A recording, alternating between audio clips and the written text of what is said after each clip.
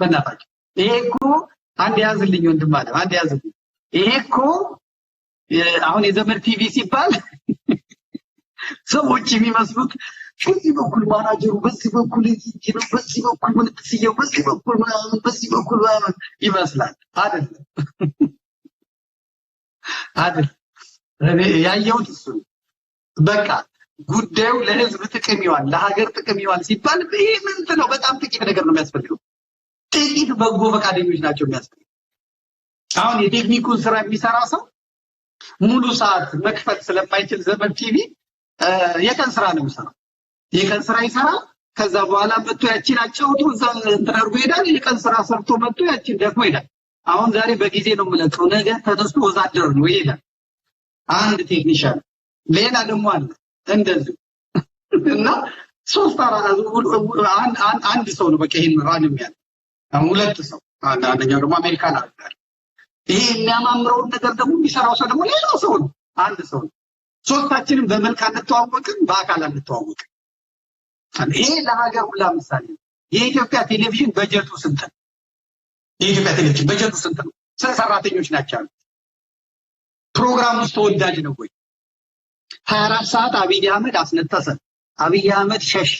አብይ አህመድ ተራራ ገባ አብይ አህመድ ዋሻ ውስጥ አለፈ አብይ አህመድ በስንዴ ማሻ ውስጥ ተሽለኮለከ አብይ አህመድ ሚስቱን አቀፈ አብይ አህመድ ሀይቅ እስጢፋኖስ ሄደ አብይ አህመድ ቅቤ ተቀባ አብይ አህመድ ቅልልቦች ተጫወተ አብይ አህመድ ፈረስ ጋለበ አብይ አህመድ ይሄ እንግዲህ የኢትዮጵያ ቴሌቪዥን በጀቱ ስንት ነው በፓርላማ ነው የሚሰጥክበት በጣም ሚሊዮን ፋና ቴሌቪዥን ምናምን ሰራተኞቻቸው ህንጻቸው ራሱ ምናምን ሲያማም ዘመድ ቴሌቪዥን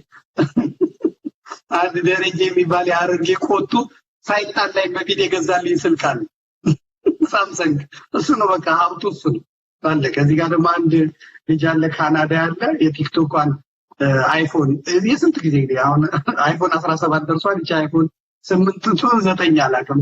ለዚህ ብቻ ነው ማበራት አልተጠቀምባት ፈቀችና አለቀ ይሄው ይሄንን የገዛው 15 ዩሮ ተመልከት አሁን ይሄ ቴሌቪዥን እናቋቁም ነው ምናምን የሚሉ ሰዎችን ተሰራጭ ነው ይሄ ነው ቴሌቪዥን እንትኑ የሚባልበት ይሄ ዘመን ቲቪ ማለት በራስጌ መብራት ነው እንዴ ፋን እንደሚያደርግ ተመልከት ደግሞ አንዳንዴ ካልተበቀ እንትን ይላል እንዴ ፋን እንደሚያደርገኝ ተመልከት በቃ ከተሰራበት ስቱዲዮ ሲባላው ተመን እንትዛ እኔ ኢትዮ 360 ገብቼ የመብራቱ ብዛት የካሜራው ብዛት ለመቀደድ ገብቶ ለመበጥረቅ እንደዚህ ቁጭ ብሎ አላወራም ተማማ ብሎ ለመሄድ በእውነት ትራይል እና ይሄው እንግዲህ አንዴ በተዋጣ ገንዘብ አመት ሙሉ የሳተላይት ከፍለን እንደገና እንግዲህ ለሌላ አመት ደግሞ ልክ ጾሙ ሊገባ ሲል እንጀምራለን ማለት ነው እስከዛ ስጋችሁን ብሉ ጠጃችሁን ጠጡ ቆጮማችሁን ቁረጡ ግን 24 ሰዓት ቴሌቪዥኑ ያገለግላል ቴሌቪዥኑ ላይ ኑ ሲባሉ አይመጡም አሁን የአማራዎቹ ጠይቀውኛል የአማራዎቹ ነገር ግን ጎጥ ስላላቸው ጠልፎ የሚጥሉት ስላላቸው መደምሰስ የሚፈልጉት ስላላቸው አይመጡም በነፃ ንንኩ አየር ሰዓቱ ሰጡ ስላቸው እግሬ ራን አትከፍሉ ኑ ወሰዱ የአየር ሰዓት ጀራኔ የለም ራን ማጀም የታወቀ ስለሆነ ማለት ነውና የዘመን ቲቪ በእውነት እንዴት አድርጌ እንደማስረዳ ነው ግራ የሚገባኝ ፈቃደ እግዚአብሔር ያለበት ባለ አይምሮዎች ያሉበት አሁን ይሄንን የሰሩት ሰዎች አግኝቻቸው ተገናኝተናል ኮሚቴ ተዋቅሯል ኮሚቴው ምን እየሰራ እንደሆነ አላውቅም አንደኛ አመት የሚያዘጋጁት ማለት ነው እሱንም